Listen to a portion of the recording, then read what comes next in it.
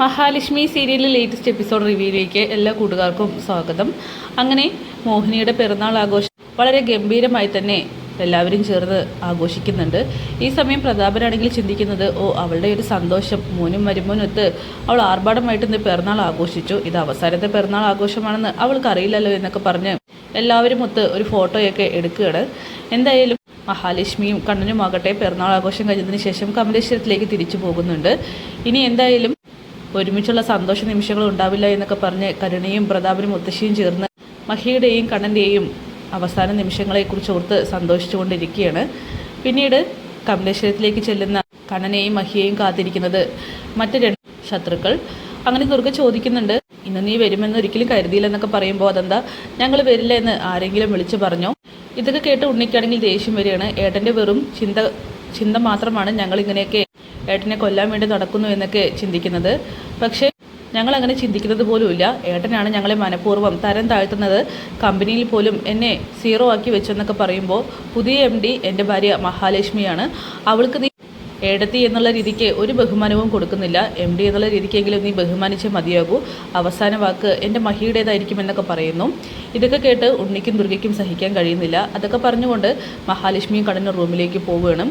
അങ്ങനെ ഉണ്ണിയും ദുർഗയും സംസാരിക്കുന്നുണ്ട്. അഹങ്കാരത്തിന് യാതൊരു കുഴപ്പമില്ല, അത് സാരല്ലമ്മേ, ഈ ഒരു ദിവസം കൂടിയല്ലേ ഉള്ളൂ. കരുണ രണ്ടും കൽപ്പിച്ചുകൊണ്ട് തന്നെയാണ് അവൾ അത്രയ്ക്കും ആത്മവിശ്വാസത്തോടു കൂടിയിട്ടാണ് പറഞ്ഞിരിക്കുന്നത്. കണ്ണനും മഹാലക്ഷ്മിയും ഇനി ഉണ്ടാകില്ലെന്ന്. പിന്നെ എൻ്റെ ഏട്ടൻ കുറച്ചധികം പായസം കുടിച്ചിട്ടുണ്ടെന്നാണ് പറഞ്ഞത്. അയാളും കൂടി ഇല്ലാതായാൽ പിന്നെ ഈ കമലേശ്വരം മുഴുവനും നമുക്കാണെന്നൊക്കെ പറഞ്ഞ് അവർ രണ്ടുപേരും സന്തോഷിക്കുന്നു. അങ്ങനെ കണ്ണൻ അവിടെ റൂമിൽ ചെന്നതിന് ശേഷം ആ ഒരു അമ്മയെക്കുറിച്ച് ചിന്തിച്ചുകൊണ്ടിരിക്കുകയാണ്. അവിടേക്ക് മഹി വരുന്നുണ്ട്. തോമസ് ഡോക്ടർ ഇടയ്ക്കിടയ്ക്ക് നടക്കാനായിട്ട് പറഞ്ഞിട്ടുണ്ട്, അതുകൊണ്ട് കണ്ണേട്ടൻ എന്നെ താങ്ങി പിടിച്ച് നടക്കണമെന്നൊക്കെ പറഞ്ഞ് നിർബന്ധിക്കുകയാണ്. കണ്ണനും അത് കേൾക്കുന്നുണ്ട്. എന്നിട്ട് മഹാലക്ഷ്മിയും കണ്ണനും ചേർന്ന് റൂമിനകത്ത് കതവ് അടച്ചതിന് ശേഷം നടക്കുന്നു. എന്തായാലും കണ്ണൻ വേണ്ടുവോളം പരിശ്രമിക്കുന്നുണ്ട്. എന്നിട്ട് അവൻ വയ്യാതെയാകുമ്പോൾ ഇരിക്കണമെന്നൊക്കെ പറയുകയാണ്. ബെഡിലിരിക്കുന്നുണ്ട്. എന്നിട്ട് വരാനിരിക്കുന്ന തങ്ങളുടെ കുഞ്ഞിനെക്കുറിച്ചൊക്കെ തന്നെ സംസാരിക്കുകയാണ്. എല്ലാ സ്വപ്നങ്ങളും വഴുകാതെ തന്നെ പൂവണിയുമെന്നൊക്കെ കണ്ണൻ മഹാലക്ഷ്മിയോട് പറയുന്നുണ്ട്. മഹി അത് ഒരുപാട് ആഗ്രഹിക്കുന്നു. ഈ സമയമാവട്ടെ കരുണയും ഉണ്ണിയും ഫോണിൽ വിളിക്കുകയാണ്. ഉണ്ണി പറയുന്നുണ്ട്, ഇവിടേക്ക് വന്നവരിൽ ഒരു മാറ്റവും കാണുന്നില്ല, എന്തെങ്കിലുമൊക്കെ നടക്കുമോ എന്ന് ചോദിക്കുമ്പോൾ കരുണ പറയുന്നുണ്ട്, ഉണ്ണിയേട്ടാ പായസമകത്ത് ചെന്നതല്ലേ ഉള്ളൂ, ഇനി നോക്കിക്കോ, നാളെ മുതൽ അവൾ ഓരോരോ ലക്ഷണങ്ങൾ കാണിച്ചു തുടങ്ങും. അവൾ എല്ലാം കൊണ്ട് നശിക്കാൻ പോവുകയാണ്, ഇല്ലാതാവാൻ പോവുകയാണ്. മുത്തശ്ശി ആ മരുന്ന് തന്ന ആൾക്ക് എന്തോ സ്വർണ്ണ നെക്ലസൊക്കെ കൊടുക്കണമെന്നാണ് പറഞ്ഞിരിക്കുന്നത്. എന്തായാലും നമ്മൾ ആഗ്രഹിച്ച കാര്യം നടക്കും. കണ്ണൻ്റെയും മഹാലക്ഷ്മിയുടെയും സ്ഥാനത്ത് ഇനി ഞാനും ഉണ്ണിയേട്ടനാണ് ഇരിക്കാൻ പോകുന്നത്. നമ്മുടെ കുഞ്ഞിനി രാജാവായിട്ട് ജീവിക്കും. ആ മഹാലക്ഷ്മിയും കണ്ണനും ഇല്ലാതാവുന്നതോട് കൂടിയിട്ട് നമുക്ക് രണ്ട് ശല്യങ്ങൾ ഒഴിഞ്ഞു പോകും. ഇനി ആ മാർക്കോയും അനന്തും അല്ലേ, അവരെയൊക്കെ നമുക്ക് ഒതുക്കാം എന്നൊക്കെ പറഞ്ഞ് അവർ സംസാരിക്കുകയാണ്. അങ്ങനെ ഉണ്ണി പറയുന്നുണ്ട്, ഇപ്പോൾ അടക്കം അയാളും ആ മഹാലക്ഷ്മിയും ചേർന്ന് എന്നെ അപമാനിച്ചു. ഇങ്ങോട്ട് കയറി വന്നപ്പോൾ ആ മഹാലക്ഷ്മിയുടെ സംസാരം നീ ഒന്ന് കേൾക്കണമായിരുന്നു. അവൾ MD ആണത്രേ, അവളുടെ വാക്കാണത്രേ അവസാനത്തേത്. അയാളുടെ അഹങ്കാരം ഉറപ്പായിട്ടും ഇല്ലാതാവണം. ആ മഹാലക്ഷ്മി മരിക്കണം. അവൾ മരിച്ച് അയാൾ പൊട്ടിക്കരയുന്നത് ഞാൻ കാണണം എന്നൊക്കെ തന്നെ ഉണ്ണി പറയുകയാണ്. എല്ലാം നമ്മളുടെ ആഗ്രഹം പോലെ തന്നെ നടക്കും ഉണ്ണിയേട്ടാ എന്നൊക്കെ പറഞ്ഞ് കരുണയാണെങ്കിൽ ഉണ്ണിയെ സമാധാനിപ്പിക്കുന്നു. എന്തായാലും നമുക്ക് നാളത്തെ ദിവസത്തിനായിട്ട് കാത്തിരിക്കാമെന്നൊക്കെ പറഞ്ഞ് രണ്ടാളും ഫോൺ കട്ട് ചെയ്യുകയാണ്. അങ്ങനെ ഫോൺ വെച്ചതിന് ശേഷം കരുണയാവട്ടെ നേരെ ചെല്ലുന്നത് അടുക്കളയിലേക്കാണ്. അങ്ങനെ അവൾ ആ ഫ്രിഡ്ജിലിരിക്കുന്ന പായസം കൊതിയോട് കൂടിയിട്ട് എടുക്കുന്നുണ്ട്. എന്നിട്ട് കുടിക്കാനായിട്ട് ഒരുങ്ങുമ്പോൾ അവിടേക്ക് മുത്തശ്ശി വരികയാണ്. ആഹാ, മോളെന്താ ഈ ചെയ്യുന്നത്? അല്ല മുത്തശ്ശി, പായസം വെച്ചിരുന്നല്ലോ, ഞാനത് കുടിക്കട്ടെ, പായസം നന്നായി തണുത്ത് കാണും, ഇനി വെച്ച കേട് വന്ന് പോകുമെന്നൊക്കെ പറഞ്ഞ് കരുണയാണെങ്കിൽ ആ പായസം ആർത്തിയോട് കൂടിയിട്ട് കുടിക്കുകയാണ്. ഈ സമയം മുത്തശ്ശി പറയുന്നുണ്ട്, ആ പായസം വയറ് നിറയെ കുടിക്കും, മോള് കുടിക്കും. എന്തായാലും എൻ്റെ മോൾക്ക് ഒരു കുറവും പാടില്ല, സന്തോഷത്തോടു കൂടിയിട്ട് പായസം കുടിച്ചിട്ട് വാ, മുത്തശ്ശിയും അച്ഛനും അവിടെ കാത്തിരിക്കാമെന്ന് പറഞ്ഞ് ആ മുത്തശ്ശിയാണെങ്കിൽ അവിടെ നിന്നും പോകുന്നു. അങ്ങനെ കരുണയാണെങ്കിൽ ആഹാ എന്താ ടേസ്റ്റ് എന്നൊക്കെ പറഞ്ഞ് ആ പായസം ആർത്തിയോടുകൂടിയിട്ട് കുടിക്കുകയാണ്. അവൾ അറിയുന്നില്ല ആ പായസം ശരിക്കും മുത്തശ്ശിയും കരുണയും വിഷം ചേർത്ത പായസമാണെന്ന്. എന്തായാലും മുഴുവൻ പായസവും കരുണ കുടിക്കുന്നുണ്ട്. പിന്നീട് ഉണ്ണിയാവട്ടെ മേഘനാഥനെ ഇക്കാര്യം വിളിച്ച് പറയുന്നുണ്ട്. അതായത് മഹാലക്ഷ്മിയും കണ്ണനും പായസം കുടിച്ചത്, അതുപോലെ അവർ തിരിച്ച് കമലേശ്വരത്തിലേക്ക് വന്ന് സംസാരിച്ചതൊക്കെ തന്നെ കരുണ ആത്മവിശ്വാസത്തോടു കൂടിയിട്ടാണ് പറഞ്ഞിരിക്കുന്നത്. അവൾ ഉറപ്പായിട്ടും ഇല്ലാതെയാകുമെന്ന്. അങ്ങനെ വാമദേവനെ കാര്യങ്ങളൊക്കെ തന്നെ മേഘനാഥൻ അറിയിക്കുന്നുണ്ട്. ഈ സമയം വാമദേവൻ പറയുകയാണ്, ഒത്തിരി സന്തോഷിക്കാൻ വരട്ടെ.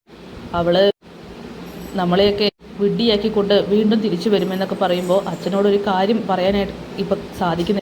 എപ്പോഴും അച്ഛൻ നെഗറ്റീവ് മാത്രമേ പറയുന്നുള്ളൂ.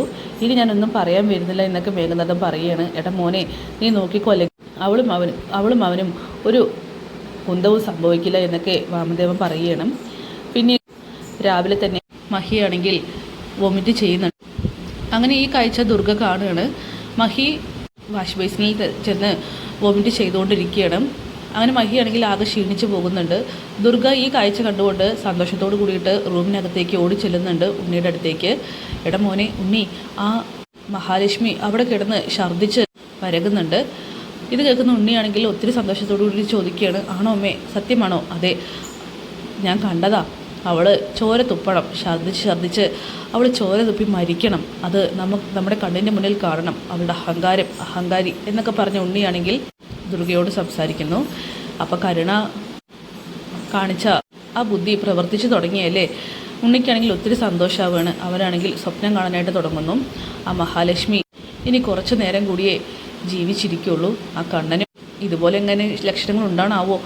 എന്തായാലും ഈ സമയമൊക്കെ തന്നെ മഹാലക്ഷ്മി ആണെങ്കിൽ ഛർദ്ദിച്ചുകൊണ്ടിരിക്കുകയാണ്.